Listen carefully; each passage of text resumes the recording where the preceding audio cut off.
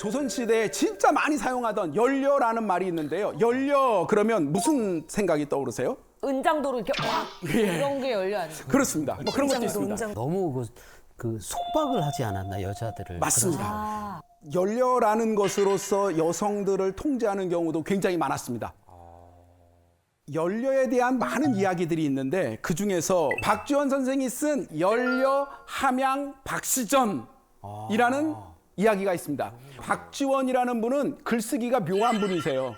당대에도 이분이 글을 아주 요즘 말로 하면 요사스럽게 묘하게 쓴다고 혼나셨던 분이 박지원 선생님이세요. 확인하셨어요? 그거를 문체반정이라고 하죠. 정조임금이 불러서 되게 이게 뭐야? 너 시말 썼어 와 라고 했던 일이 있을 정도로.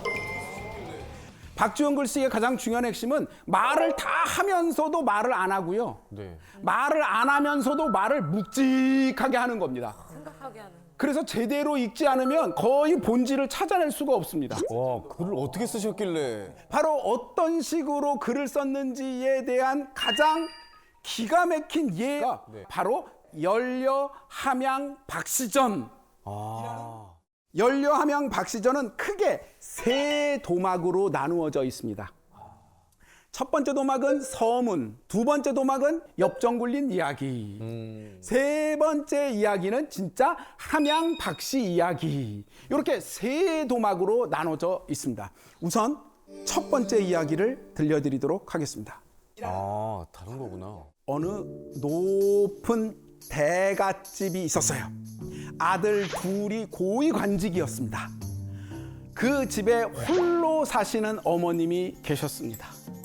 어느 날 아들 둘이 그 집은 안 되지 않을까? 그 과부가 있었다는데 하면서 자기들끼리 말하는 거를 들은 거예요. 그래서 어머님이 불러서 묻습니다. 너희는 지금 무슨 이야기를 하고 있느냐? 그랬더니 어떤 사람을 임용하는 관직에 올리는 문제를 이야기하는데요. 그 집안에 선대에 과부가 하나 있었는데 뭔가 좀 소문이 안 좋습니다.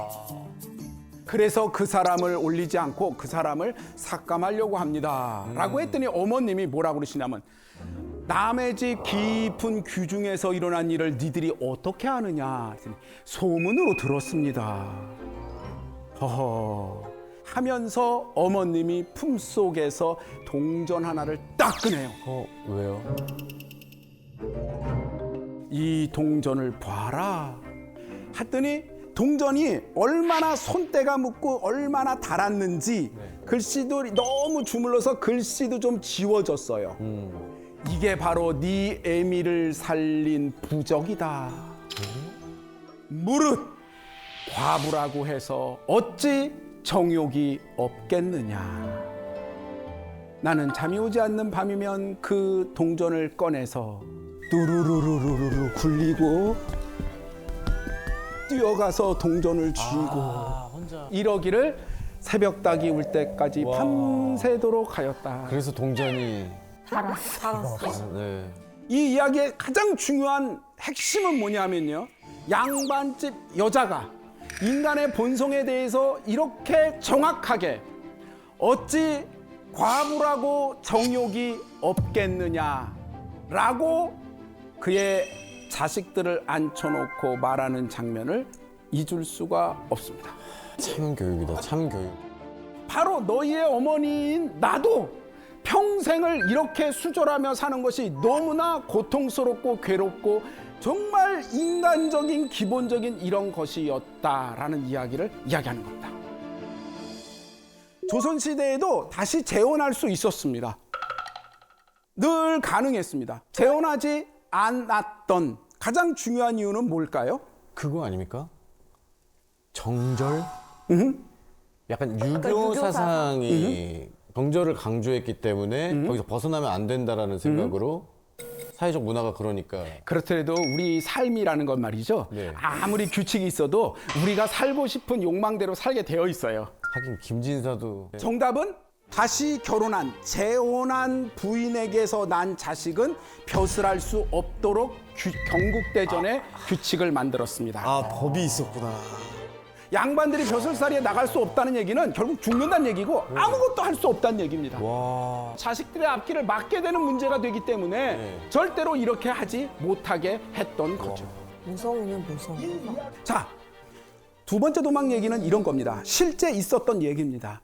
내가, 박지원이죠. 내가 안의현의 사또로 있을 때였다. 바로 거기에 있는 아전 중에 박상효라는 어떤 아전이 있었는데 그 사람의 조카딸이 네. 박상효가 아전이니까요. 그 조카딸도 아전입니다. 중인 계급이죠. 그 사람이 시집을 갔는데 시집 가기 전부터 그 집 남편 될 사람이 병색이 짙어서 비리비리비리하고 죽을 것 같았습니다. 그래서 결혼하지 말라고 했는데 이미 혼담이 오갔으니 나는 그 집의 귀신이 돼야지 이럴 수는 없어 라고 하면서 결국 시집을 갔고요.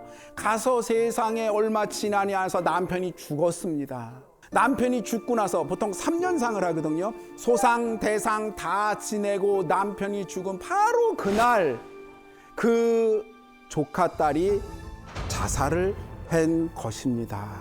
자, 그 얘기를 쭉 쓰고 나서 아하, 그랬구나. 정말 연료로구나 라고 하면서 탄식하였다.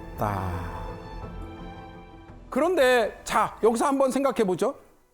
왜 죽죠? 저는 연료로구나가 약간 매기는 듯한 느낌이 들어요. 정확하게 짚으셨습니다. 진짜요? 네.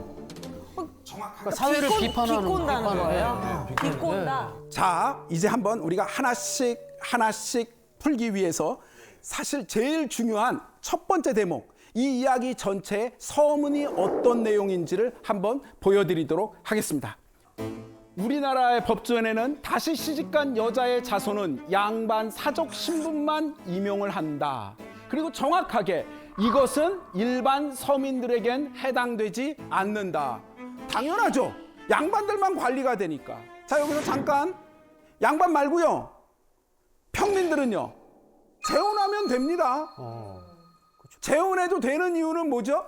재혼해서 나온 자식이 벼슬할 건 아니니까요. 네, 그렇죠. 함양 박 씨는 어떤 사람이라고 그랬죠? 중인입니다.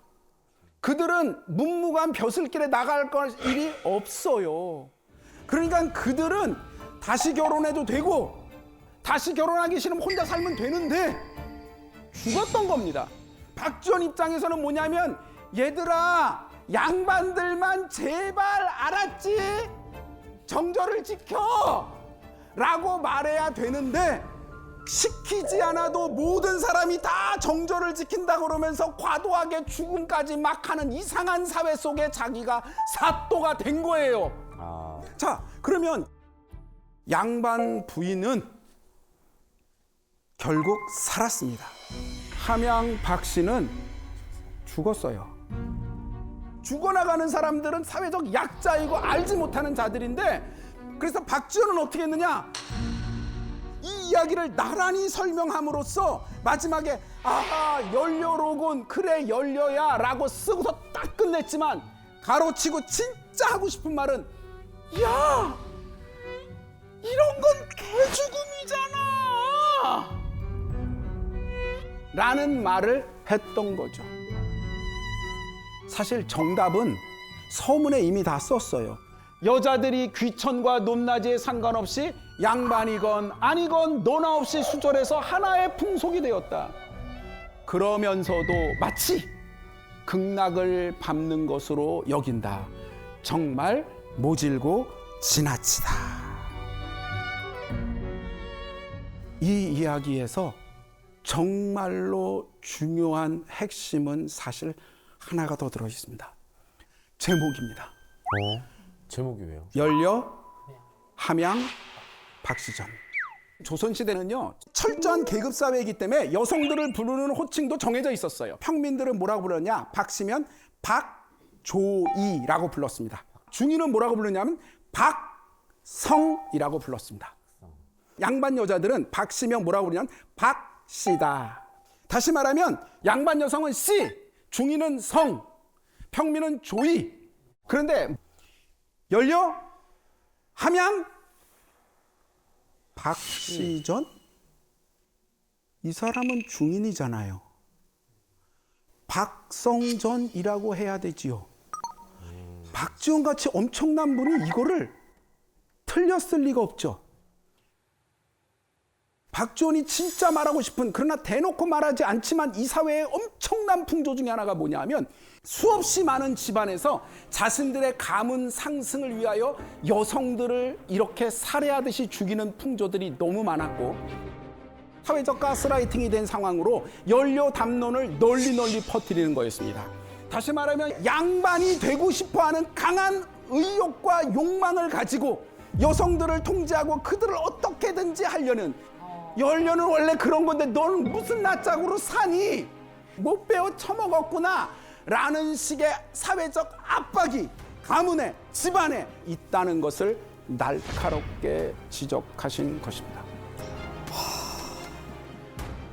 자, 우선 여기서 사회적으로 정말 전체적으로 가스라이팅을 하게 되는 이런 경우도 정말 문제적이지 않습니까? 뭐 그렇죠. 그러니까 개인이 개인을 가스라이팅 하면은 사실 그 사람과의 관계를 벗어나면 되지만 사회적인 가스라이팅이 일어나게 되면 전혀 아무도 이의를 제기하지 않고 막 1, 200년씩 가게 되는 경우도 되게 많아요. 늘 점검해 봐야 돼요, 사회가.